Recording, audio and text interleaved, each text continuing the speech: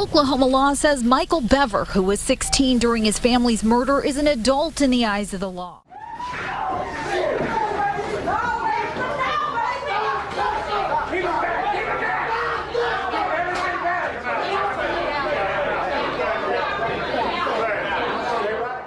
What happens when kids trade in their backpacks for prison jumpsuits? Life sentences, usually reserved for the most ruthless criminals, have been handed to kids who did the unthinkable. From creepy confessions to courtroom meltdowns, today we'll uncover how these young offenders face their fate behind bars. Here are the 20 most dangerous young criminals reacting to life in prison.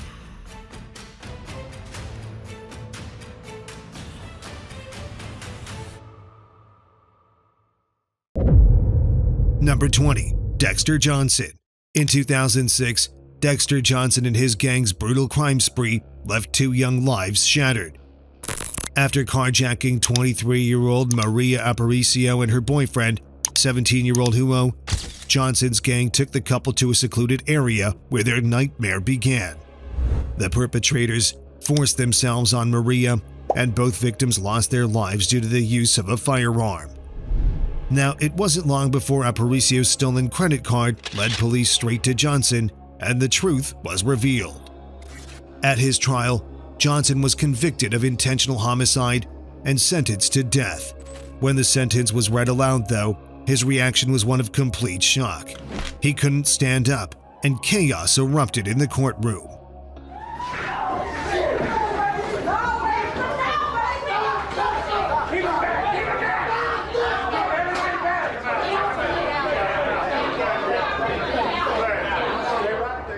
His family was overcome with emotion, and the situation grew so intense that officers had to call for medical help.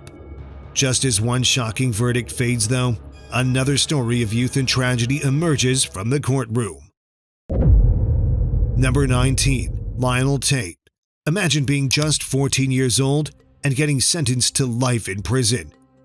The story of this teen begins with a heartbreaking accident and the life of a 6-year-old girl, Tiffany Unick. On that fateful day, Tiffany's mother left her in the care of a friend, believing she was safe. Meanwhile, Lionel, imitating violent wrestling moves he'd seen on TV, took things too far. Moments later, he rushed downstairs in a panic, claiming Tiffany had stopped breathing, but her injuries were so severe they resembled a fall from 3 stories. It was an accident, but the outcome was tragic. In Florida, intent didn't matter. It was the consequences that counted. When it was time for his life sentence, though, Lionel, surprisingly, showed no emotion. Where he remained emotionless throughout. Was he too young to understand the weight of his actions, or was there something deeper? One thing's true. Not all young offenders show the same bewildering calm. In fact, some display chilling indifference, even pride. Number 18. TJ Lane. On February 27, 2012, Chardon High School became the scene of a nightmare that no one could have predicted. At 7:30 a.m., 17-year-old TJ Lane entered the cafeteria and let off rounds on a group of unsuspecting classmates. In seconds, 6 students were rushed to the hospital. 3 of them tragically passed away, and 1 more was left permanently paralyzed, unable to walk again. When he was arrested, the chilling truth came to light. This wasn't an accident. It was a cold, calculated act of violence. During his trial, Lane's lack of remorse was shocking. In fact, he seemed almost proud of what he had done. My family will move on, not you. On March 19, 2013, Lane was sentenced to 3 life sentences without the possibility of parole. TJ Lane's indifference in court left the families of the victims in disbelief, no doubt. But not all young offenders are so emotionally detached. Number 17. Antonio Barbu. Sheboygan Falls, Wisconsin was known for its peaceful streets until one fateful night in September 2012 when everything changed. 78-year-old Barbara Olson, a beloved grandmother, was found lifeless in her garage. At first, it seemed like an accident, but the truth was far more chilling. Antonio Barbo, her own great-grandson, was behind this horrifying crime. You see, Antonio, along with his friend Nathan Pape, concocted a plan to rob Barbara. But things quickly escalated when Antonio armed himself with a hatchet and told Pape they were going to try to scare her to get money and then use force if needed. That's when the plan took a dark turn. Antonio attacked his grandmother with brutal force, inflicting over 25 devastating injuries. When Antonio faced his moment of reckoning, he tried to show some remorse, but was it too little, too late? In the case of Alyssa Bustamante, remorse never came at all, just a chilling void of emotion. Number 16. Alyssa Bustamante. What makes a 15-year-old brutally end the life of a child? That was the haunting question in 2009 when Alyssa Bustamante lured 9-year-old Elizabeth Olton into the woods, struck her many times with a blade, and then disposed of the remains, all just for the thrill of it. The quiet town of St. Martin's, Missouri was shaken to its core. Bustamante, described as a troubled but intelligent child, had even dug the grave days before, proof that this was no impulsive act. During questioning, she coldly admitted she wanted to know what it felt like to end someone's life. Soon, her trial became a media sensation. Some argue that at just 15, she couldn't fully grasp the weight of her crime. Others believed Elizabeth never got a second chance, so why should Bustamante? Ultimately, the judge agreed with the latter, handing down a life sentence with parole eligibility after 35 years. As the verdict was read, Bustamante showed no emotion. The main reason for accepting the offer was to avoid the absolute certainty of life without parole. Unlike Alyssa, though, another team mocked the very justice system that tried to hold him accountable. Number 15. Michael Swanson. November 2010. A quiet night in northern Iowa. Gas station clerks Sheila Myers and Vicki Bowman Hall were simply getting through their shifts until a teenage psychopath walked through the door. Michael Swanson demanded cigarettes and cash, then, without hesitation, unalived both women in cold blood using a firearm. Hours later, Swanson wasn't hiding or panicking. He was casually ordering food at McDonald's, his stolen Jeep, ski mask, and weapon all in plain sight. When police arrested him, he barely reacted. In court, he treated the trial like a press tour, smirking at reporters and soaking in the attention. His defense argued insanity, but when given the chance to speak, he didn't deny a thing. The judge ruled him incredibly dangerous and beyond saving. But when the life in prison sentence finally came through, Swanson shocked everyone by laughing in their faces. It's cold-blooded murder.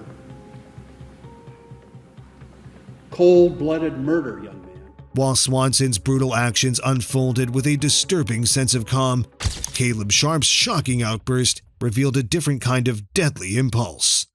Number 14. Caleb Sharp. At just 15 years old, Sharp gave a cryptic warning to his friends, saying he was about to do something stupid. But no one could have imagined just how horrifying his actions would be. On that fateful day, Sharp stalked the hallways of his school like a predator on the hunt. His first victim, 15-year-old Sam Strahan, bravely tried to stop him, but tragically lost his life as Sharp opened fire directly at him. 3 other students were injured in the madness, but the quick thinking of teachers and staff prevented even more bloodshed. Sharp's actions would haunt the community for years, and it took 5 long years before his case even went to trial. When it did, more than 200 people gave heartbreaking impact statements. Though emotionless in court, Sharp did offer an apology, admitting the unimaginable pain he had caused and acknowledging the PTSD left behind.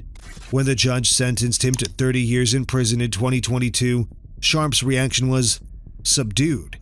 There was no visible shock or remorse, just the same blank stare that had haunted the courtroom throughout his trial. And most Most of all, I am sorry to Amy and Emily for taking Sam from them. I know these are just words. As Caleb Sharp's case sent shockwaves through Spokane, the chilling story of Robert and Michael Bever takes us into a different realm of horror. Number 13. Robert and Michael Bever. On July 22, 2015, a chilling 911 call from 12-year-old Daniel Bever would unravel a nightmare in Broken Arrow, Oklahoma. Desperate and terrified, Daniel called 911, warning that his family was under attack. But before he could say more, the line went dead. When police arrived, they found a horrific scene. 5 members of the Bever family brutally slain. Daniel was wounded but alive, and the youngest, just 2, had miraculously survived. But the real shock came from 13-year-old Crystal, gravely injured. She named the attackers. It was her own brothers, 18-year-old Robert and 16-year-old Michael. Eventually, the 2 were arrested nearby, but what happened next left everyone stunned. Robert and Michael had planned the massacre to make a name for themselves. Craving infamy, they showed no remorse throughout the trial, remaining emotionless as they were sentenced to life behind bars. Oklahoma law says Michael Bever, who was 16 during his family's murder, is an adult in the eyes of the law.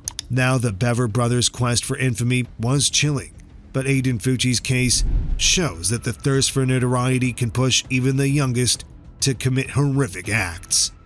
Number 12. Aiden Fucci. At just 14 years old, Aiden Fucci committed a crime so brutal it left no room for sympathy. His victim was 13-year-old Tristan Bailey, a fellow classmate from Patriot Oaks Academy in Florida. Fucci lured her into the woods and attacked her multiple times with a knife. But what made it even more chilling? Fucci's disturbing reaction after committing the crime. While Tristan's family was searching for her, Fucci was snapping selfies in the back of a cop car, making jokes about the crime. Eventually, the surveillance footage sealed his fate. Aiden was seen walking with Tristan just before the attack and sprinting away from the crime scene minutes later. The autopsy revealed the sheer brutality: 49 defensive wounds, 35 to the head and neck, 29 to the back and shoulders, and 6 fatal injuries. When Fucci pleaded guilty to the crime, the judge made it clear that the right sentence for his crimes would be life in prison. Because of your age, you are eligible for review of the sentence in 25 years. I order the Department of Corrections to notify you when you are eligible to apply for your review hearing. There's no doubt Aiden's coldness was chilling. However, Philip Chisholm's case shows how quickly a moment of madness can turn deadly. Number 11. Philip Chisholm. It was October 2013 when 14-year-old Chisholm, a quiet student at Danvers High School in Massachusetts, snapped. Colleen Ritzer, a beloved 24-year-old teacher, was known for her kindness and dedication to helping her students.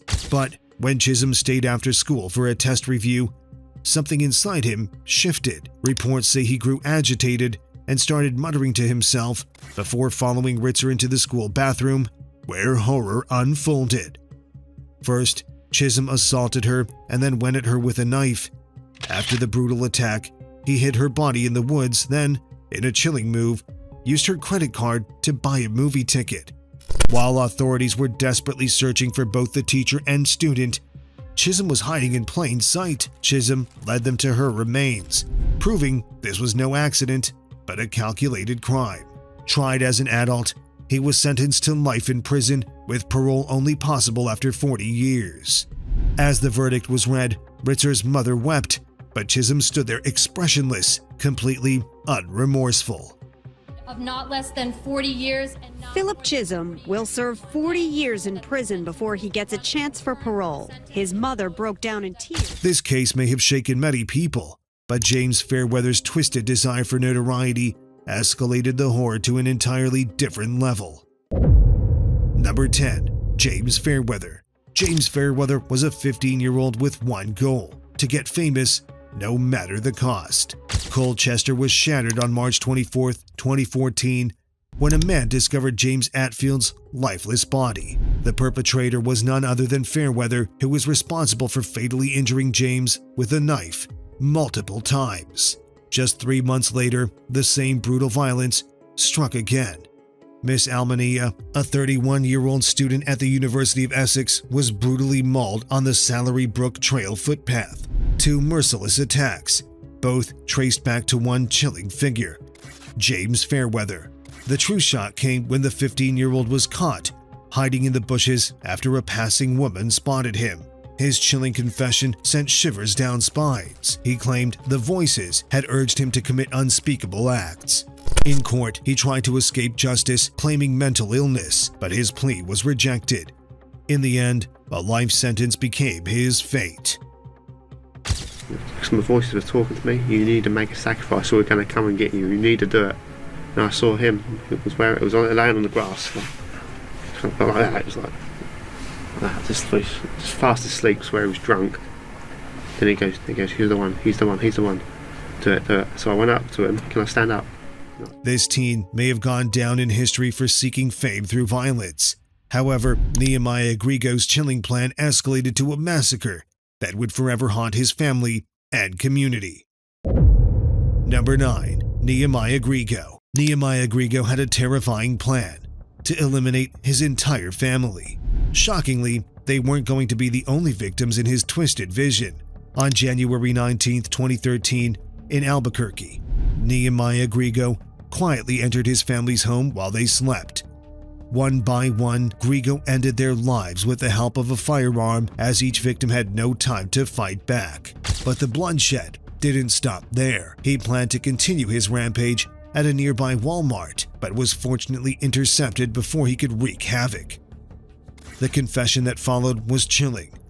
Grigo admitted to his crimes with a coldness that stunned everyone around him. While he was originally tried as a juvenile, the court eventually ruled for 3 life sentences. It wasn't after the ruling that Grigo's apology for his actions came with a surprising twist. He seemed genuinely remorseful. For taking our parents and our sins. You know, I wish I could take it back, but reality is that. Now, as we move on to our next story, the tragic spiral continues. This time, with a different kind of horror born from misplaced trust. Number 8. Dylan Schumacher. When Ashley Smith left her boyfriend, 16-year-old Dylan Schumacher, in charge of her 2 children on March 19, 2013, she trusted him completely. But when she returned to her Springville, New York home, the unthinkable had happened. Her 2-year-old son Austin was severely injured. According to prosecutors, Austin was struck on the head several times by Schumacher. They say he covered the boy's face with a pillow to quiet him. Tragically, little Austin did not survive. In the courtroom, Schumacher attempted to portray himself as an innocent teen. However, his facade crumbled when texts to his mother revealed a chilling truth. He believed his age and appearance could earn him sympathy from the jury. In the end, the judge wasn't moved by Schumacher's tears, and he was sentenced to 25 years to life. I didn't mean to Austin. Ashley, I really didn't. I really think I did that. I didn't mean. After Schumacher's facade of innocence crumbled in the courtroom, it was clear that not even tears could save him. But as we move on, we meet Damon Kemp, who seemed to play a similar game.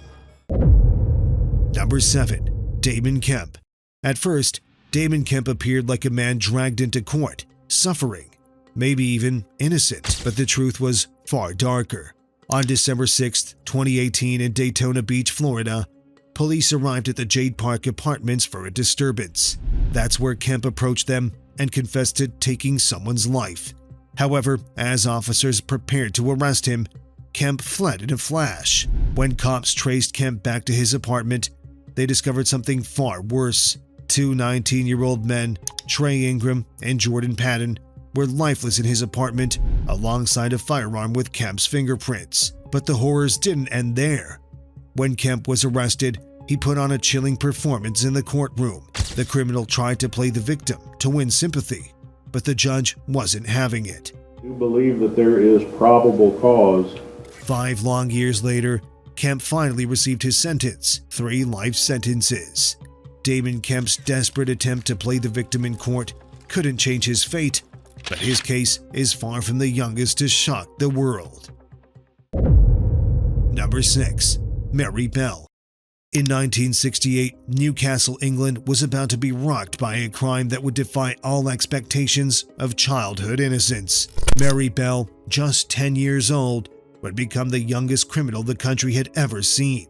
On May 11th, Mary and her friend Norma Bell pushed a boy off a 7-foot-high roof, causing a serious head injury. Their youth shielded them, and the case was dismissed with just a warning. But things escalated further in the derelict houses of Scotswood. On May 25, 1968, 11-year-old Martin Brown was found lifeless, and the police were left clueless. Then, on July 31st, tragedy struck again when a second boy was slain. This time, Norma's guilt became unbearable, and she confessed to her parents, who led her to the police, unraveling the chilling truth behind the crimes. Mary was convicted of both crimes and sentenced to life in prison. Her family broke down during the sentencing. In a shocking twist, As one of the most shocking cases of juvenile crime, Mary Bell's story stunned the world. But for some, that chilling potential for evil doesn't stop with childhood. Take Austin Myers and Timothy Mosley, for example. Number 5. Austin Myers and Timothy Mosley. Back on January 28, 2014, two high school friends had a plan. Austin Myers and Timothy Mosley, 18-year-olds from Waynesville, Ohio, thought robbing Justin Back's house would be an easy score. Knowing he had a safe with $20,000, they figured they'd get in and out without a hitch. But their plan quickly spiraled out of control.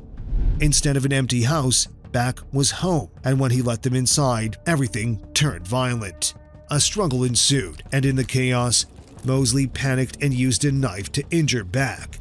A brutal struggle ended with Back losing his life on the kitchen floor. In a desperate attempt to cover their tracks, they wrapped his remains in a blanket and stuffed it in the trunk of his own car, hoping to stage a runaway. But their lies didn't last long. Arrested and facing the consequences, Mosley was sentenced to life in prison, but Myers, who claimed remorse, was sentenced to pay the ultimate price. No, I've made a horrible mistake. I'm only 19 years old. I think there's a lot of good things I can do with my life. When childhood games take a dark turn, the consequences can be chilling. And these next two girls found themselves caught in a nightmare of their own making. Number 4. Anissa Weier and Morgan Gazer. Two 12-year-olds, Anissa Weier and Morgan Gazer, lured their friend Peyton Leutner into the woods under the pretense of a game of hide-and-seek. You see, the Slender Man, a fictional internet figure from 2009, had consumed the minds of Anissa Weier and Morgan Gazer. They believed the only way to prove their loyalty was to take a life, and their target was their innocent friend. What followed was horrific. The girls, carrying a knife, pinned Peyton down and inflicted gruesome injuries. Yet, despite the severe wounds, Peyton summoned the strength to crawl to safety, where a passing cyclist found her and called for help. When police found Weier and Gazer walking nearby, they still had the knife they'd used. The trial that followed was nothing short of emotional. Both girls were tried as adults, though their mental states were heavily scrutinized. Weier, sentenced to 25 years in a mental health institution, barely showed a flicker of emotion. Meanwhile, Gazer, sentenced to 40 years in life, appeared lost, her expression often shifting between confusion and blankness. I just want to let Bella and her family know I'm sorry. While this case explored the terrifying consequences of a dark obsession, the next shifts to a tragic crime fueled by poor choices and misguided actions. Number 3. Samantha Grigg. On February 15, 2014, Samantha Grigg, an 18-year-old with seemingly innocent intentions, drove Brendan Himes, 16, and Tyrell Brunette, 18, to East Lansing, Michigan. The two boys had set their sights on robbing someone, and Grigg, whether out of complicity or misjudgment, took part in driving them to their victim. But What was supposed to be a simple robbery turned into a devastating loss of life. The victim, 19-year-old Dustin Frolka, never saw it coming. In the courtroom, Dustin's stepmother made it clear that Griggs' role in this crime was unforgivable, bringing the gravity of the situation into full view. Now we live knowing that on the night of February 15th, 2014, while we were inside our warm houses, Dustin was left to die on the side of the road, and there was nothing we could do to help him. Now Grigg would spend years in prison, paying the price for the life she helped end. What began as a deadly robbery quickly escalates into a tragedy, but the story doesn't stop there. In Osceola County, Conrad Schaefer took violence to a whole new level. Number 2. Conrad Schaefer. A wave of violence gripped Osceola County in the summer of 2013. On June 25th, 17-year-old David Guerrero was fatally injured by open gunfire on Central Avenue in Kissimmee. It would later be revealed that the criminal behind the act was Conrad himself. But that was just the beginning. Over the next week, an unknown assailant fired upon several homes. The community lived in constant dread, unsure of where the next attack would come from. Then, on July 3rd, the violence reached its peak when 18-year-old Eric Riptanarin was slain at a home in Point Siena. The mastermind behind the reign of terror was Conrad Schaefer, a young man who seemed determined to bring chaos to the county. When Schaefer finally stood in court, his head hung low in shame. His half-hearted apology didn't convince anyone, not the judge, and certainly not the families impacted by his actions. The court had no choice but to deliver justice, sentencing Schaefer to at least 25 years in prison before even considering his release. I was 15 at the time. I'm really sorry for the things I've done. And I know I did wrong, and I know my apology don't mean nothing to you. And I know it ain't gonna change how you feel about me. But I just feel like I need to apologize, and I really am sorry for what I've done. And I know you. As Conrad Schaefer's reign of terror left a community in fear, another story of violence was unfolding in Florida, this time from a shocking betrayal closer to home. Number 1. Greg Ramos. A quiet afternoon in Florida was shattered by a desperate 911 call. On November 2, 2018, 15-year-old Gregory Ramos sounded frantic. He had just come home from school to find his house ransacked. His mother, 46-year-old Gail Clevenger, was missing. When the detectives finally arrived, though, they quickly saw through the act. His story had holes, his emotions felt rehearsed, and within hours, the truth unraveled. There was no robbery, no masked intruder. The real monster had been inside the house all along. As it turned out, Ramos had ended his own mother's life, Gail Clevenger, after an argument over grades. For 30 agonizing minutes, he squeezed the life out of her without hesitation. Once she was no longer breathing, he drove to a church and buried her under a fire pit. Realizing her sudden disappearance would raise questions, he staged a fake break-in, trashing the house to throw off investigators. It didn't work, of course. Under pressure, Ramos eventually confessed in the most nonchalant way possible. There are so many conversations that I want to have with her, but now cannot. I'll never be able to ask her how she met my father or what happened to her in New York. Because of my actions, I will never get to truly know my mom. Not only have I stolen my mother from myself, but from everybody else as well. In the end, he had stolen his mother's life and destroyed his own. Some laughed, some cried, and a few showed no emotion at all. Their faces told stories colder than their crimes. These are the shocking reactions of 10 dangerous kids as they heard the words that sealed their fate. Number 10. Krista Pike. It started as teenage rivalry, but ended in ritualistic murder. In 1995, Knoxville police uncovered one of the most brutal crimes ever committed by a teenager. Presence of anyone I thought was pure evil, but to me she's pure evil. Regardless of the crime she's committed. The killer wasn't some hardened criminal or fugitive. She was an 18-year-old student named Krista Pike. and by the time her case hit court, she would become the youngest woman sentenced to death in the United States.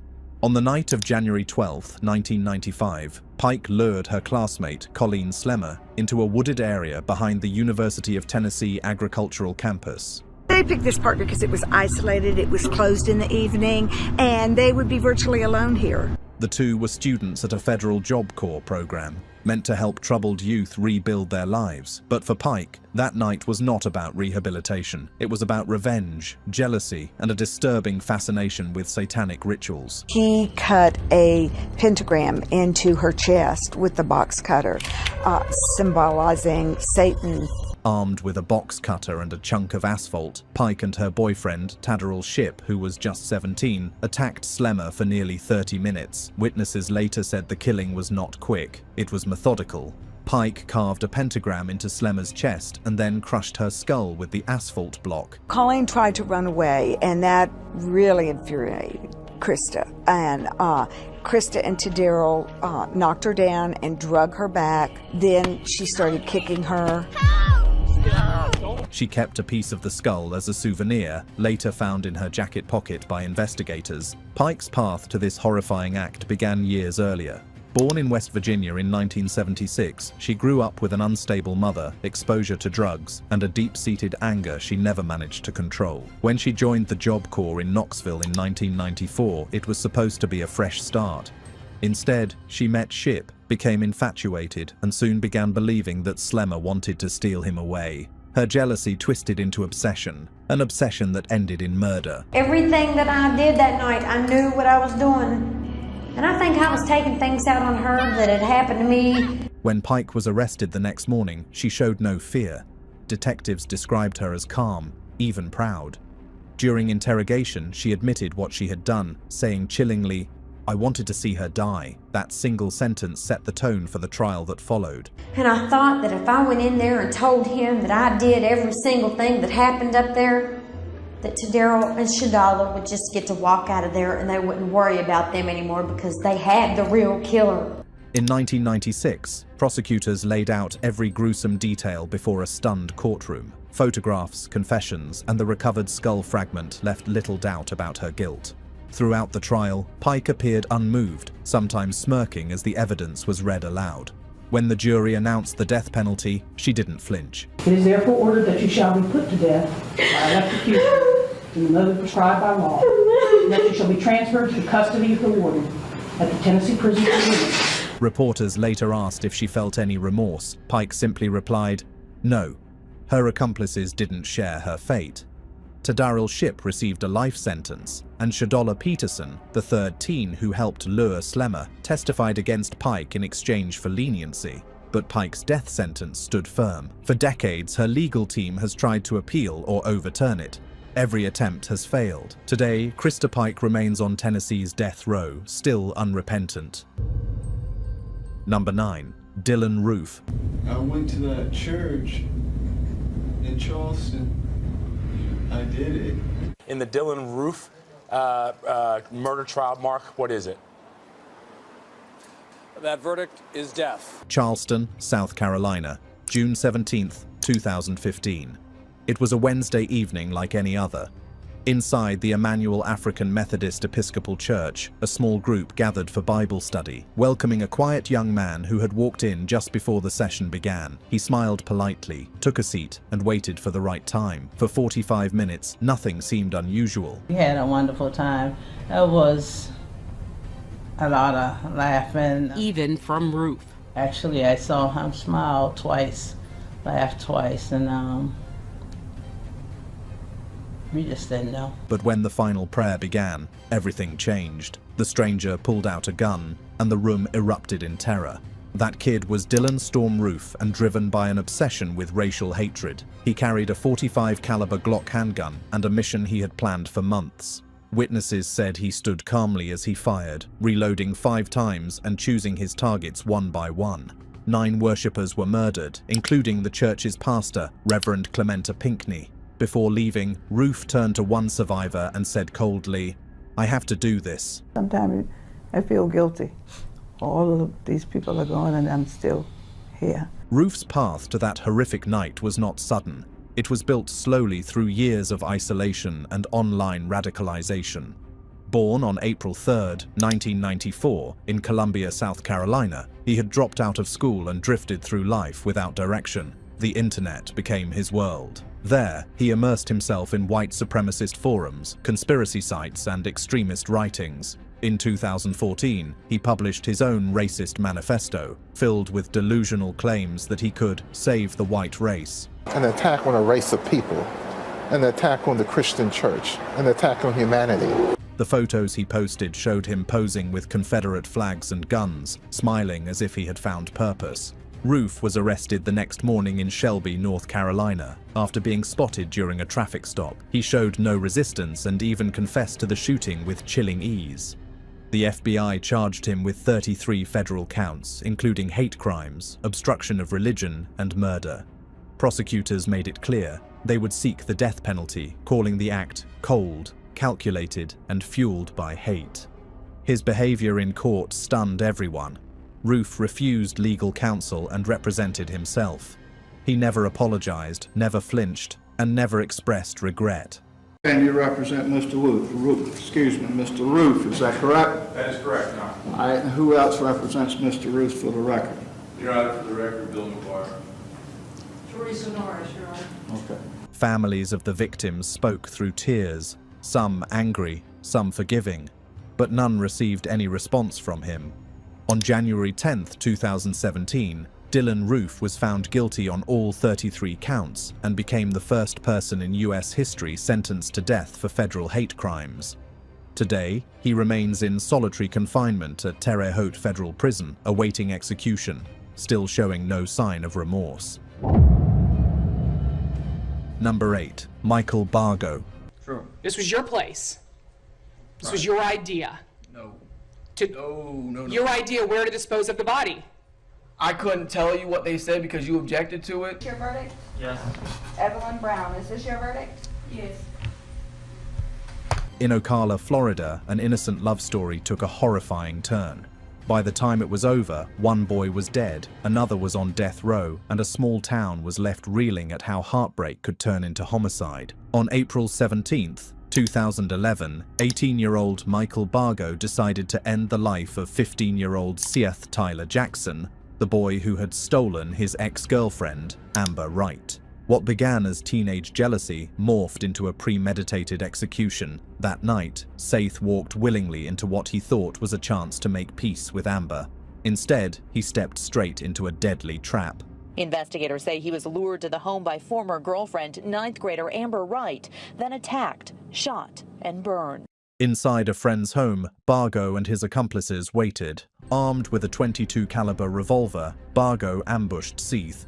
According to prosecutors, the boy was beaten, shot multiple times, and dragged into a bathroom where Bargo fired the fatal shot. Then came the most chilling part. The group burned his body in a backyard fire pit, later collecting the remains in 5 paint buckets and dumping them in a quarry. Investigators called it a level of cruelty beyond teenage comprehension. Down the rock wall. Well, if they're going to do it, that'd be the way to do it. Okay. So you were helping him out. You were taking Kyle's advice if you were going to be with him. Neighbors once called Bargo Mike the Hothead. He had dropped out of school, fought with his parents, and had minor run-ins with the law, but those who knew him said his rage turned uncontrollable after Amber began dating Seath. What was once heartbreak became an obsession, and that obsession drove every bullet, every flame, every lie that followed. When police unraveled the story within 48 hours, the truth shocked even seasoned detectives. Is the mastermind behind the killing. Potentially you are facing the death penalty. Bargo faced a judge with a gash on his eye and forehead. Investigators tell West 2 News he had the cuts when they arrested him. Bargo was arrested and charged with first-degree murder, kidnapping, and tampering with evidence. Charges that would make him Florida's youngest defendant facing the death penalty. His accomplices, including Amber, were all tried and convicted for their roles, but it was clear Michael was the mastermind. The state asked if Michael Bargo called him. What did he say when he called you? In court, he showed no remorse. Witnesses described him as cold, emotionless, almost proud. When the jury declared him guilty, he didn't flinch. One juror later recalled, He looked like he wanted this, like it proved something to him. The judge, however, saw a different truth. A young man consumed by vengeance, who planned, executed, and destroyed another life with deliberate precision. And the sentence of the court that for the premeditated murder of Seth Jackson, you, Michael Shane Bargo, are sentenced to death. In 2019, after years of appeals, Michael Bargo was sentenced to death, sealing his fate as Florida's youngest death row inmate. Number 7. Willard Noble Miller and Jeremy Goodale. I know that my words will never be enough, but to Miss Graber and all her family, I'm truly sorry. Thank you. And yet I still carried through. I still did what I did. And I accept responsibility for that. Nohema Graber spent her life teaching kindness, discipline, and respect. But in November 2021, 2 of her students repaid her lessons with brutality. What began as a routine school day ended in one of the most disturbing murders ever committed by teenagers in the state of Iowa. Community mourning the loss of a longtime educator. Classes at Fairfield High School were canceled today following the death of Spanish teacher Nohema Graber. Her body discovered in a park Wednesday, less than a mile from. On November 2nd, 2021, the 66-year-old Spanish teacher at Fairfield High School was reported missing. By the next morning, her body was discovered hidden under a tarp, a wheelbarrow, and railroad ties in Chautauqua Park, a place she often visited for her daily walks. Police soon uncovered a chilling truth. The people responsible were not strangers. They were 2 of her own students, Willard Miller and Jeremy Everett Goodale, both just 16 years old. Miller had argued with Graber days earlier over a poor grade, something that had clearly angered him. What no one realized was that he wasn't just upset, he was planning revenge. Investigators later learned that Miller and Goodale met up that evening with a baseball bat, lured Graber to the park, and beat her to death. Afterwards, they tried to hide her body, believing their crime would go unnoticed. Any evidence that we could, and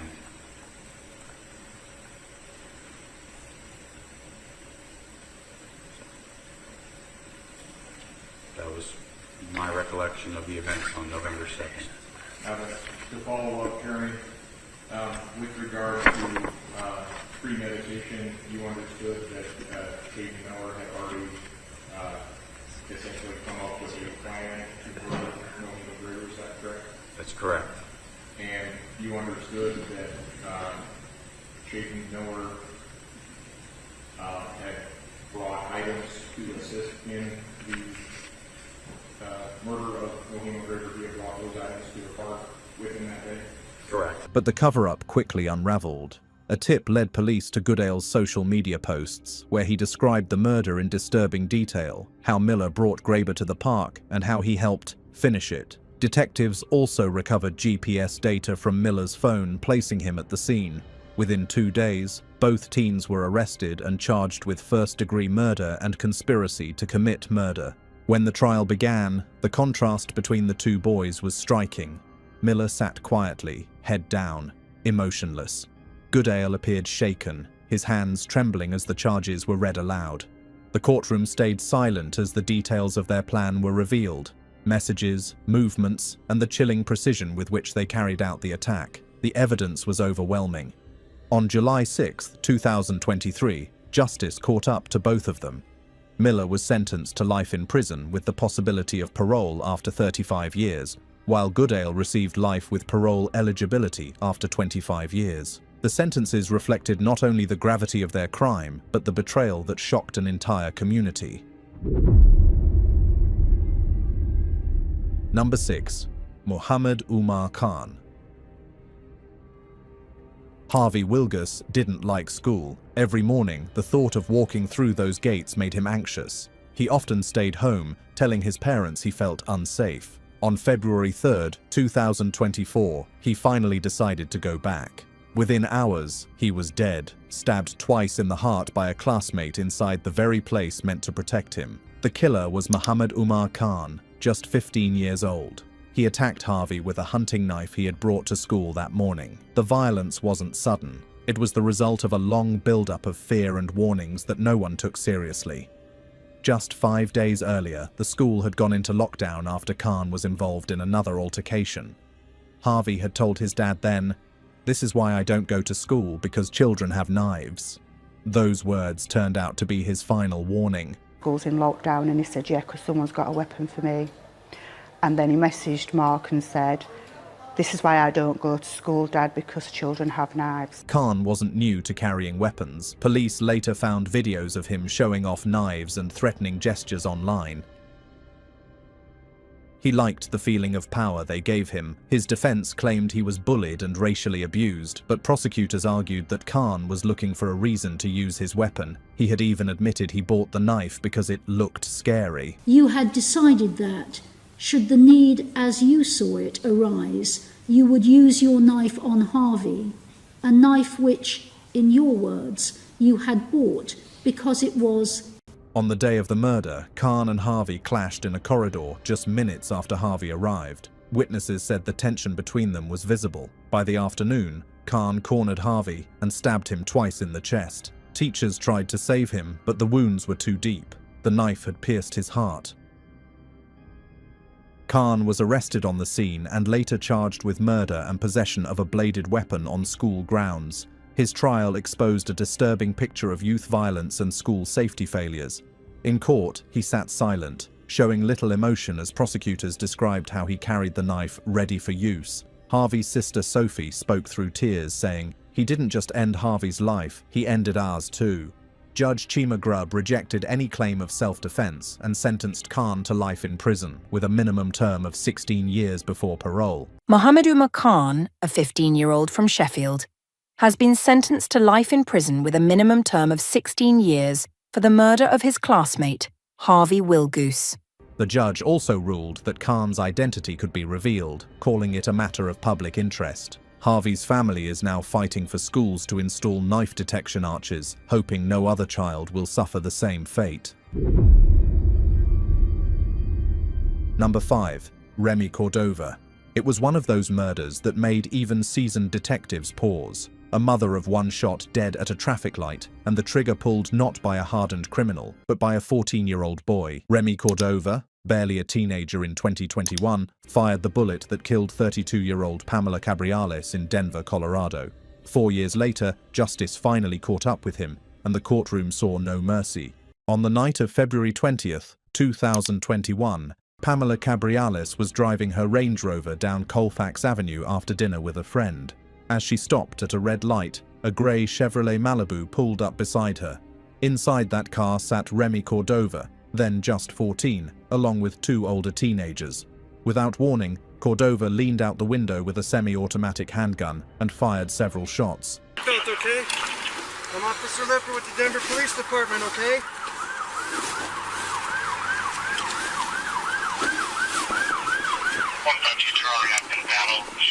One bullet struck Cabriales in the head, killing her instantly. Her passenger survived, but barely, and her testimony would later play a crucial role in the case.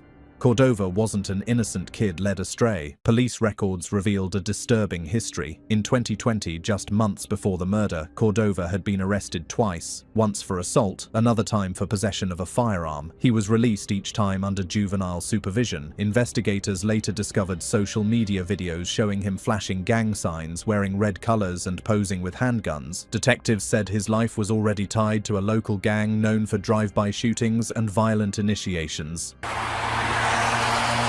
After the shooting, the Chevrolet Malibu fled the scene, but cameras caught everything. Surveillance footage from a nearby restaurant captured the muzzle flashes. Witnesses called 911, describing a young kid leaning out of the window with a gun. Detectives traced the vehicle days later, recovering bullet casings that matched Cordova's fingerprints. Cordova was arrested on February 26, 2021, and charged as an adult with first-degree murder, attempted murder, and illegal possession of a firearm by a juvenile. Prosecutors argued that the killing was planned, pointing to text messages between Cordova and his friends bragging about putting in work. His bail was denied. In court, now 18 years old, Cordova sat quietly, his hands cuffed in front of him. When the judge asked if he wanted to speak, he said softly, "It wasn't supposed to go like that." The courtroom fell silent until Pamela's brother shouted, "You murdered her for nothing." It was a moment that showed the full weight of what had been lost. The court sentenced Remy Cordova to life in prison with no chance of parole for at least 40 years. The judge called the shooting a senseless execution carried out by a child who chose the path of violence. Number 4. Pedro Espinoza. It was gang activity, but the news media made it look like Pedro Espinoza killed Jamil Shaw on the simple fact that Jamil needs the biggest punishment they can get is the death penalty, and from that day on, he can rot in hell. Thank you. Thank you. Pedro Espinoza was just 19 years old, but his name already carried fear across Los Angeles. When he walked the streets, people looked away, not out of respect, but to avoid trouble. And on March 2nd, 2008, that fear became reality. Espinoza pulled the trigger on a defenseless 17-year-old student, Jamiel Shaw II, turning a quiet neighborhood evening into a crime scene that would haunt the city for years. Jamiel Shaw wasn't a gang member. He was a popular high school football star with scholarship hopes and a promising future. That Sunday night, he was walking home from a friend's house, wearing his football backpack and talking to his girlfriend on the phone. Espinoza approached him, asked a few words that witnesses could barely make out, and then fired a .40 caliber bullet to Shaw's abdomen, followed by another to the head. The shots were quick, cold, and final. Espinoza fled, leaving Shaw's body just a few steps from his front door. The neighborhood erupted in grief. Within hours, reporters crowded the street, and what first looked like another gang-related killing quickly became national news. Jamiel's death was different. He wasn't part of that world. His murder was a symbol of how deep Los Angeles's gang problem had reached, and how random its victims could be. But beneath the outrage lay a disturbing detail about Espinoza himself that would fuel even greater anger. Pedro Espinoza had been released from Los Angeles County Jail just one day before the shooting. A known member of the 18th Street Gang, he'd served time for assault with a deadly weapon. Despite his violent record and his undocumented immigration status, authorities never reported him to federal immigration officials. That failure allowed him to walk free and within hours claim another life. The system, it seemed, had given him all the opportunity. Police found their suspect quickly. Surveillance footage showed Espinoza running from the scene. A neighbor's 911 call at 8:40 p.m. reported a boy bleeding in the street. Detectives tracked Espinoza down to a South Los Angeles apartment, arresting him just 4 days later. Prosecutors wasted no time filing charges: first-degree murder, possession of a firearm by a felon, and gang enhancement allegations, each carrying heavy penalties. In court, Espinoza's behavior shocked everyone. He sat motionless, expressionless, sometimes even smirking as witnesses recalled the night Jamiel died. When the judge asked if he understood the charges, his reply, "Yeah, whatever," sent a chill through the room. For Shaw's family, it was another wound on top of their loss. The image of a mother crying in front of her son's killer became one of the most heartbreaking moments of the trial. After 4 long years, on May 9, 2012, Pedro Espinoza was convicted and sentenced to life in prison without parole. The judge called it a deliberate execution of innocence. Espinoza showed no reaction. For the Shaw family, justice had finally arrived, but not closure. Number 3. Aiden Fucci. Wrote apology letters to the judge and to Bailey's family, and for the first time since the start of the penalty phase, the teen showed some emotion, wiping his face and sniffling. I would submit that this case is probably the most difficult and shocking case that this county in St. Johns County has dealt with. Aiden Fucci, just 14 years old, yet capable of a level of violence that shocked even veteran detectives. In a quiet Florida suburb, this teenage boy turned what seemed like a normal late-night walk into one of the most brutal murders in the state's history. His victim was 13-year-old Tristan Bailey, a classmate and cheerleader whose life ended in a storm of 114 stab wounds. On May 9, 2021, in St. Johns County, Florida, Aiden lured Tristan to a wooded area near their homes. There, armed with a folding knife, he attacked her with such force that the blade bent. Hours later, her body was found under a tree line, her life brutally taken. What made the horror even worse was Aiden's behavior after the killing. He joined in the search, pretending to care, and even posted a Snapchat selfie from the back of a police car with the mocking caption, "Hey guys, has anybody seen Tristan lately?" That single act revealed the chilling arrogance of a boy who didn't seem to grasp, or care, what he had done. Security footage from that night showed the truth unfolding minute by minute. At 1:14 a.m., Tristan was seen walking with Aiden. By 3:27 a.m., cameras caught him running alone. When police questioned him, inconsistencies in his story began to surface. Evidence soon followed: Tristan's blood on his shoes, his DNA on the knife, and text messages that hinted at his disturbing thoughts. Investigators quickly realized this wasn't a random act of rage, it was something Aiden had fantasized about. In school, classmates called him Aiden the Joker. He was known for violent jokes and sudden bursts of anger. Teachers recalled that he once threatened another student, dismissing it as just a joke. But those who knew him closely said he was becoming obsessed with death, with power, and with the idea of killing. To the outside world, he was another teenager scrolling through TikTok, but behind the screen, he was unraveling. Aiden was arrested on May 10th, 2021. At first, he was charged with second-degree murder, but prosecutors quickly upgraded it to first-degree murder, allowing him to be tried as an adult. The sheer number of wounds, 114, spoke for itself. The brutality showed intent, rage, and control. There would be no bail and no sympathy. When the trial began in March 2023, Aiden appeared emotionless. He gave short, flat answers, never looking remorseful. His mother, Crystal Smith, sat behind him, crying quietly. Later, she too faced charges for trying to wash the blood off his jeans. In court, one witness described Aiden's stare as cold, like he wasn't really there.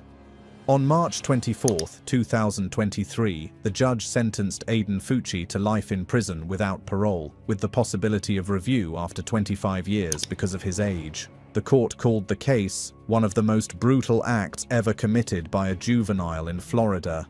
As the sentence was read, Aiden sat still. No tears, no regret, no emotion.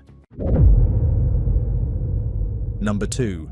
Marlon Joseph. This video you'll see only on 5. Police escorting Marlon Joseph, the man accused of murdering a West Palm Beach mother and daughter. Will be appointed by separate order to represent you for that purpose. Marlon Maurice Joseph, may God have mercy on your soul. This court is now in recess. He wasn't a stranger to the family. He lived among them, ate with them, smiled at them. Yet on one December night, that familiarity turned fatal. What happened inside a small West Palm Beach home wasn't a random act. It was a betrayal carried out at point-blank range by a man they trusted.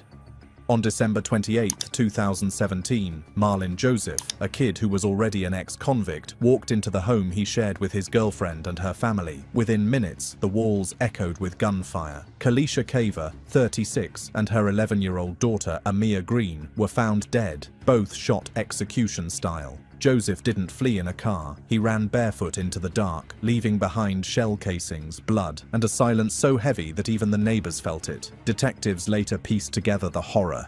Witnesses had heard a short argument, then multiple gunshots. A 911 call recorded the chaos. Neighbors screaming and someone crying out for Amia. Investigators soon discovered Joseph's twisted motive: rage. He believed Amia had disrespected him earlier that day, and in that burst of anger, he executed both mother and child. For 5 days, he vanished. Marlon, son, I love you. You know I love you. But can you please just turn yourself in? Sleeping in abandoned homes and hiding behind motels until U.S. Marshals cornered him in Lake Worth on January 2, 2018. He didn't fight back. He simply gave up. Calm, quiet, and cold. Joseph's past revealed that this violence wasn't new. In 2010, he was arrested for battery. 3 years later, he was convicted for lewd behavior involving a minor. Those who knew him described him as polite but withdrawn. The quiet one. But behind that silence was a long brewing storm that few ever noticed. with Kalada and her 11-year-old daughter, Kyra. I just want justice for my girlfriend and her daughter. He's my son and I love him, but... When the trial began, Joseph showed no emotion. The Palm Beach County Sheriff's Office charged him with 2 counts of first-degree murder, possession of a firearm by a felon, and child abuse resulting in death. Prosecutors pushed for the death penalty, calling the crime unusually cruel and calculated. As the courtroom listened to the 911 recording and saw autopsy photos, even seasoned detectives struggled to keep their composure. On March 11, 2022, the verdict came. It was death. Yet, Joseph sat still. No tears, no words. Behind him, the victim's family wept quietly, finally seeing justice served. The judge called the crime a senseless act of pure evil. Number 1. Austin Myers. Well, safety. It's very serious. It was the kind of betrayal that made headlines across America. A young man murdered not by a stranger, but by someone he once called a friend.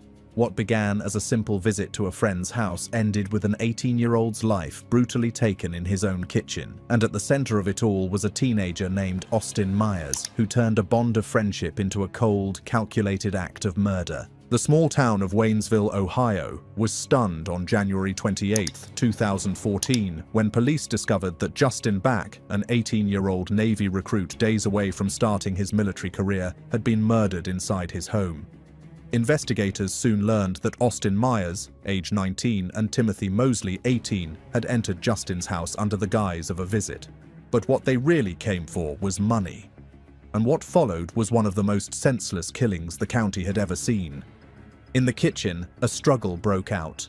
Myers and Mosley attacked Justin with a steel knife and garrote wire, stabbing him 21 times before dragging his body to the basement. They later dumped him in a rural field and tried to burn the remains. The brutality of the crime left even seasoned detectives shaken. This wasn't a spontaneous act of rage, it was premeditated. Just a day before the murder, surveillance footage showed Myers and Mosley calmly buying duct tape, gloves, and ammonia from a Walmart. Text messages uncovered later revealed their mindset, chillingly cold and deliberate. In one, Myers wrote, "No witnesses, no problems." The evidence painted a picture of a young man who had carefully planned every step, believing he could outsmart both his friend and the law.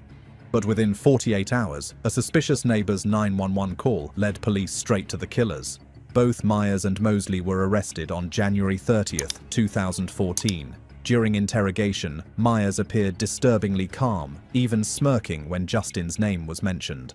Prosecutors described him as the mastermind, noting how he directed the killing while Mosley carried out the stabbing. Myers' history revealed flashes of violent behavior and manipulative tendencies. He had once been suspended from school for aggressive outbursts and was known for making dark jokes about getting away with things.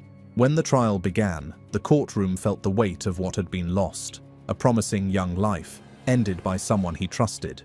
Myers sat expressionless through most of the proceedings, his demeanor unnervingly detached. When the jury found him guilty of aggravated murder, aggravated burglary, kidnapping, and abuse of a corpse, he didn't flinch. A courtroom witness later said, "He looked like a man watching someone else's trial." On October 17, 2014, Austin Myers was sentenced to death, becoming the youngest inmate on Ohio's death row at just 19 years old. Timothy Mosley, who testified against him, received life in prison without parole. As the sentence was read, the courtroom fell into a heavy silence, a community grappling with how friendship could end in such unimaginable violence. Now these cold-hearted teenagers face the life sentence they once thought they could dodge. Shock, disbelief, and a flicker of fear cross their faces as the walls of their freedom slam shut. Watch as the cruel reality of justice finally sinks in, leaving no escape, no excuses, and no way out.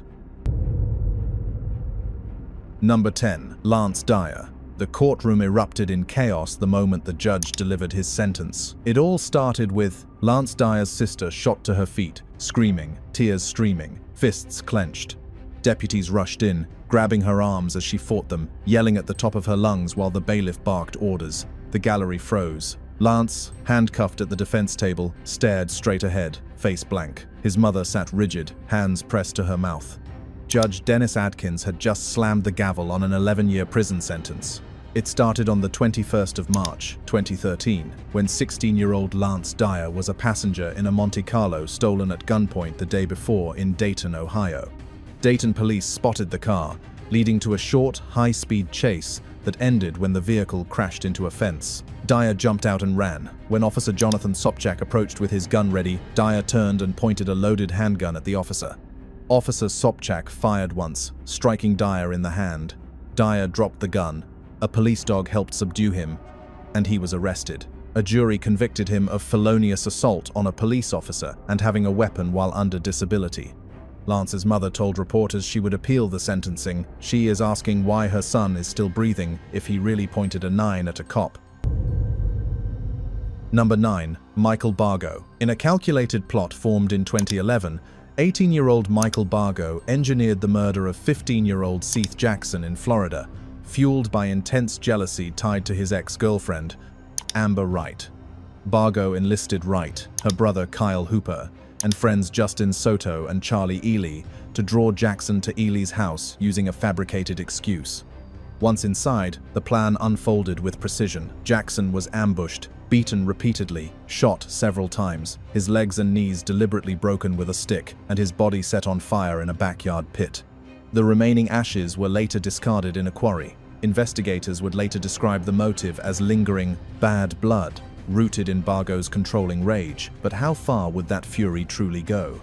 Hooper, unable to endure the pressure of guilt, eventually broke down and confessed to his mother, who immediately contacted authorities. Police searches followed, uncovering human remains and triggering swift arrests. During questioning, the full scope of the crime emerged. Soto stated that Bargo shattered Jackson's limbs in a bathtub. Bargo himself appeared with facial injuries caused by an exploding paint can during the burning and even testified as a witness. A jail cellmate also testified in court, claiming that Bargo confessed everything to him and even bragged about it. The defense struggled under the weight of detailed testimony, and the jury ultimately convicted all involved. Sentencing revealed the gravity of the acts. By a 10-2 vote, Bargo received the death penalty, making him Florida's youngest death row inmate. Others were sentenced to life without parole, though Ellie's conviction was overturned in 2020. Appeals have repeatedly upheld Bargo's sentence, with courts citing the jealousy-driven brutality as exceptionally severe. Number 8. Alexis Avila. On a cold in January 2022, 18-year-old Alexis Avila drove to a dumpster in Hobbs, New Mexico, and callously tossed a black garbage bag containing her newborn baby, wrapped in a cold, wet towel, into the trash like discarded refuse. The infant, still attached to the umbilical cord, whimpered faintly in the freezing air, left to die amidst the garbage. Hours later, dumpster divers, mistaking the cries for a trapped cat, uncovered the shocking truth. It was a helpless baby on the brink of death. One diver cradled the child, kissing its forehead, while others frantically called 911. Miraculously, the baby survived after hospital treatment, but Avila's act of sheer evil, abandoning her own flesh and blood without a second thought, unleashed a storm of horror. Identified through CCTV footage, Avila was hauled in for questioning, where her remorseless demeanor proved what a monster she truly was. She confessed in chilling detail to wrapping the newborn in trash bags, sealing it with a broken hair tie, driving around aimlessly, and finally hurling it into the dumpster. Claiming panic as an 18-year-old who didn't know what to do, she bizarrely insisted she only learned of her pregnancy the day before, despite evidence from her ex-boyfriend, the baby's father, proving she knew since April 2021, which is 8 months prior. Authorities saw through her lies, charging her with attempted first-degree murder and abuse, resulting in great bodily harm. The court drama unfolded with raw intensity. Avila testified, pretending she lost her memory. She even claimed she did not remember giving birth or disposing of the infant, but the prosecution demolished her story, forcing her to confront the damning video in front of the jury. Witnesses like April Meadow, one of the divers, condemned her. She could have taken him to the hospital, a church, or anywhere but throwing him away like trash. The jury, after deliberation, delivered a guilty verdict on both counts. At sentencing, Avila showed fake remorse, which was obvious to everyone. She claimed she regretted missing his milestones and depriving him of motherly love. Judge William Shoemake was having none of it. Avila's evil act scarred lives forever, The baby, named Saul, now lives with his father's family. Number 7. Leonid Graser. In an apartment in Moscow, Russia, sometime between 2018 and 2020, 18-year-old Leonid Graser savagely unalived his sister, claiming Satan's direct orders compelled the act. He was found naked beside her body, adorned with demonic symbols painted in her blood. He was found naked beside her body, adorned with demonic symbols painted in her blood. Gracer's evil grin during questioning showed he had no remorse. Instead, he asserted that the killing purged his inner doubts, a twisted ritual of self-purification. Drugs littered the scene, potentially fueling the frenzy, yet Gracer insisted he had full awareness of his heinous deed. After arrest, he was charged with murder, and the courtroom became a circus of chaos. They even had him confined in a glass cage to prevent escape. But this did not stop Gracer's defiance. During a court session, he squeezed through the roof, scrambling into the false ceiling in a desperate bid for freedom. Stunned officers grappled, one yanking his pants down in the struggle, others threatening to tase him. After a dramatic shuffle, he was eventually subdued and made to crawl back, then handcuffed to curb further antics. The drama showed his unhinged mind, turning a solemn trial into a spectacle of madness. Prosecutors painted Gracer as a Satan-worshipping killer. His smile showed how much he was enjoying the whole thing. The defense likely argued insanity, given the demonic claims and drugs, but the court focused on his actions. With consideration to how unhinged he was, the judge sentenced him to compulsory psychiatric treatment every 6 months, which meant he was avoiding prison. This verdict sparked outrage. Was this justice for a sibling slaughter? Number 6. Jonathan Belton. On the 28th of December 2008, 16-year-old Jonathan Belton turned a routine traffic stop in Detroit, Michigan, into a deadly confrontation with Oak Park safety officer Mason Samborski. Pulled over without a license, Belton lured the officer to a nearby apartment under pretense of meeting his mother.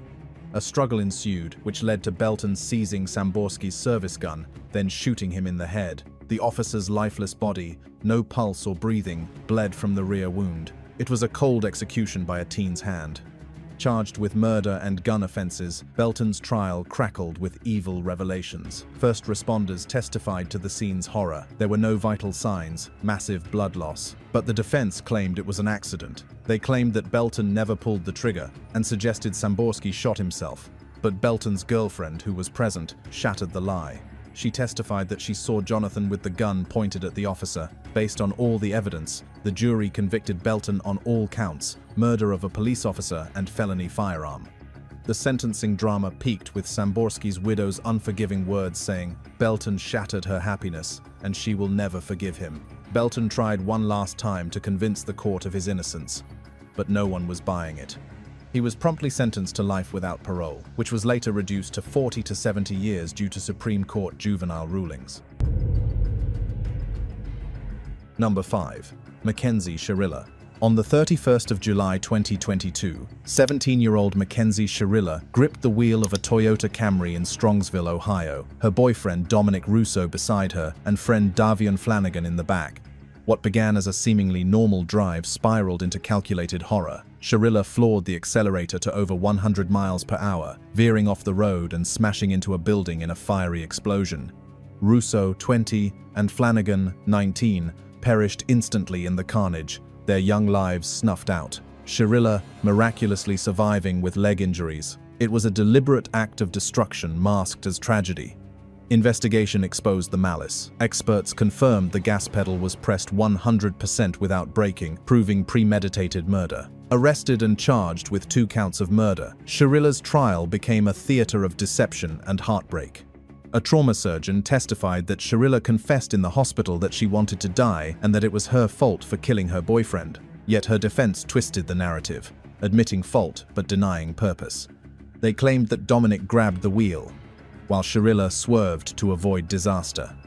But the prosecution dismantled these lies, emphasizing the video evidence of her purpose and intent, choosing death and destruction. The bench trial amplified the drama. Judge Nancy Margaret Russo declared Sherilla's actions intentional, saying she pushed the pedal to the floor, demanding ultimate speed. Her purpose was to kill Dominic Russo and Davian Flanagan. The verdict was guilty on both murder counts. Sentencing brought raw emotion as Flanagan's sister demanded the longest sentence. Then Sharilla read a scripted letter, apologizing and reminding everyone that Dom was her soulmate, but it fell flat amid the victim's family's anguish. She was then sentenced to 15 years to life, to be eligible for parole after 15. Sharilla's evil smirk in court, if implied, indeed showed her lack of remorse. Number 4. Matthew Borges. In late 2016, a quiet Massachusetts courtroom became the stage for a case that shocked even seasoned prosecutors. At the center was Matthew Borges, only 15 at the time of the crime, accused of ending the life of his 16-year-old classmate, Lee Manuel Viloria Paulino. The court heard how Lee was persuaded to leave home and walk toward the Merrimack River in Lawrence, believing he was meeting friends. Surveillance footage and phone records placed him on that path. He never returned. What began as a planned robbery turned into a deliberate and extreme act of violence. The trial focused heavily on what happened after Lee reached the riverbank. Jurors were taken step by step through the discovery of the remains by a passerby walking a dog, whose confusion quickly turned to alarm. Police described the scene clinically, explaining how the condition of the body pointed to repeated attacks rather than a single strike. Investigators laid out the movements of 4 teenagers who divided Lee's belongings afterward. No forensic evidence tied Borges directly to the weapon, which was a key point raised by the defense. Yet the prosecution built its case around planning, intent, and admissions. But could words alone carry the weight of a murder charge? That question dominated the courtroom as witnesses took the stand. One accomplice described Borges recounting the killing in disturbing detail. A former girlfriend testified about tension and jealousy between Borges and the victim, offering a motive beyond theft. Most damaging was a handwritten journal recovered by police, outlining a sequence of events that closely matched what later occurred. Prosecutors explained how text messages and digital records showed coordination before and after the crime. The defense argued these were fantasies, exaggerations, or attempts to impress peers, but to the jury, the pattern was clear. After deliberation, the verdict came back guilty of first-degree murder under the theory of extreme atrocity. During sentencing, the judge emphasized the calculated nature of the act and the suffering involved, while also acknowledging Borges's age under Massachusetts law. He received life in prison with the possibility of parole after 30 years. The courtroom fell silent as the reality settled in. A teenager sentenced to spend decades behind bars and another life permanently erased. Number 3. Ethan Crumbley. On the 30th of November 2021, 15-year-old Ethan Crumbley unleashed hell at Oxford High School in Michigan, armed with his father's 9mm handgun, fatally shooting 4 students and injuring others in a premeditated massacre.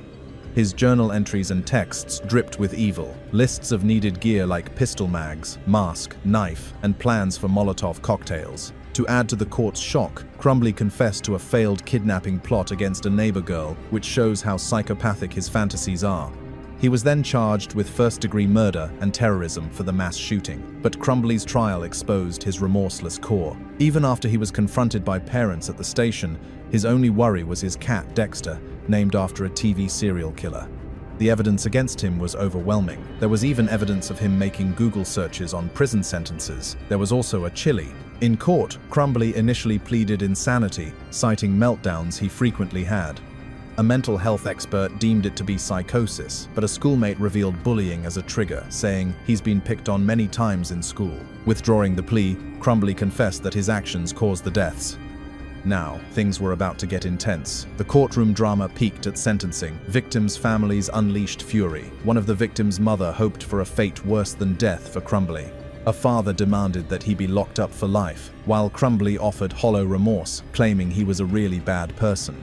He was then sentenced to life without parole plus 24 years. But that was not all. The evil extended to his parents, James and Jennifer. They got convicted of involuntary manslaughter for buying the gun and ignoring warnings. Because of this, they got 10 years each. Number 2. Carlos Jimenez and Zachary Tost. In November 2019, chaos erupted outside the Belton Woods apartment complex in Anderson, South Carolina. Gunfire tore through the darkness, leaving one young man dead and another wounded, while two teenagers, Carlos and Zachary, were quickly arrested, accused of playing a deadly role in the shooting. The community was stunned, and the question on everyone's mind was, were these teens victims caught in a violent ambush, or were they participants in a murderous attack? The courtroom the next day was tense from the moment the hearing began.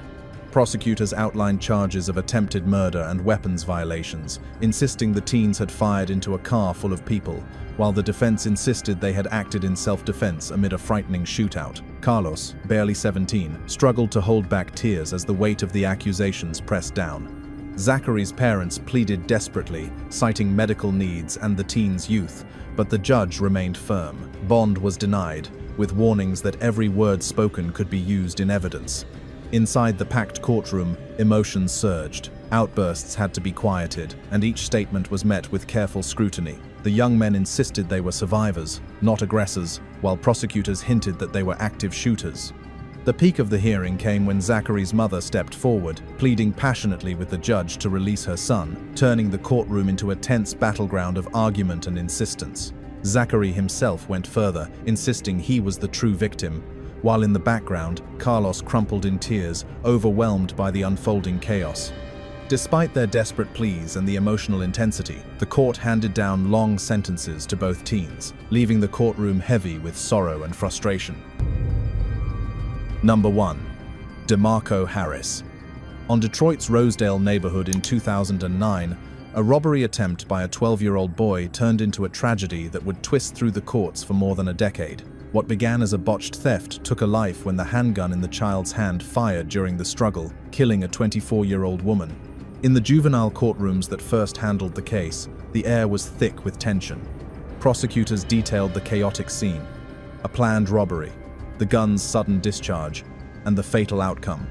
Defense lawyers did not deny wrongdoing, but pointed to the boy's age and potential for change. Judges wrestled with statutes and precedents about youth culpability, weighing psychological development against public safety. Each legal brief and motion carried weight beyond the paperwork. They carried the future of a young life and the memory of a lost one. At sentencing, the proceedings took a raw, emotional turn. The victim's family walked into the courtroom carrying unimaginable grief, their presence a stark reminder of the cost paid in human life. The judge explained the legal limits of juvenile sentencing, ultimately placing the boy on probation until he reached adulthood, with conditions designed to monitor and rehabilitate rather than incarcerate him indefinitely. This decision sparked outrage among those who felt the punishment was too light, yet it highlighted a key legal principle, that juveniles are constitutionally different from adults in terms of judgment and brain development. Years later, the case resurfaced as the former juvenile approached adulthood. Court dockets filled again with arguments over whether he had met the strict terms of his probation and earned the chance to leave the system. Judges reviewed reports, behavioral records, and expert evaluations on rehabilitation progress. Defense advocated release, characterizing the man as transformed by education and reflection. But can someone shaped by early wrongdoing ever truly leave it behind?